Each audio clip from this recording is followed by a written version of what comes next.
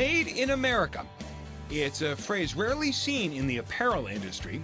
And while many clothing companies rely on retailers to distribute their products, one apparel company is steering clear of storefronts and selling their American-made clothing direct to consumers.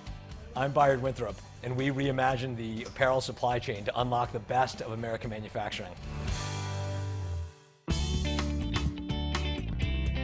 San Francisco-based apparel company American Giant tries to compress the way clothing is traditionally distributed to the public. That means no stores, no marketing campaigns, and selling their products strictly online. One of the sort of big unknown secrets or dirty secrets in the apparel industry is that so much of the cost of what we pay for in our shirts and our pants are chewed up in distribution costs and big traditional marketing budgets.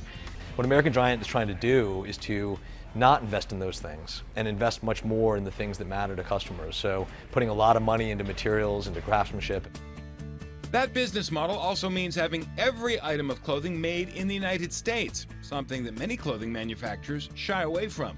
More than 97% of apparel sold in the U.S. is made in other countries. 8 out of 10 shoes bought in the U.S. are made in China.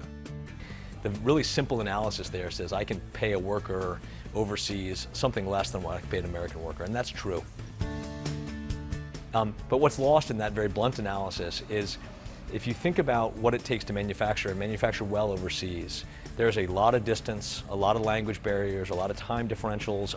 If you actually monetize all of those things, the costs that are harder to monetize, I think that the difference between manufacturing overseas and manufacturing domestic is actually a lot less than most people think. By having our supply chain domestic, it means that we can very easily be in very close contact with the people that are growing our cotton and spinning our yarn and making our garments.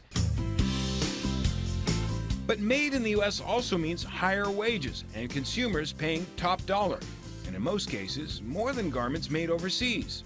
And having such a unique production and distribution structure can be a challenge. One thing that traditional retail does pretty well is by having a whole bunch of stores out there, the word gets out easier. It's a vehicle to get the brand messaging out there. We rely on word of mouth, right? We rely on selling a sweatshirt to somebody who thinks it's of such high quality, and that they in turn will talk about it and be a fan and be loyal. You know, we fundamentally believe that at the end of the day it comes down to product, and if you build great product, your customers are going to say, boy, that matters and resonates, and I'm going to pick up the banner and talk about the brand and talk about the business.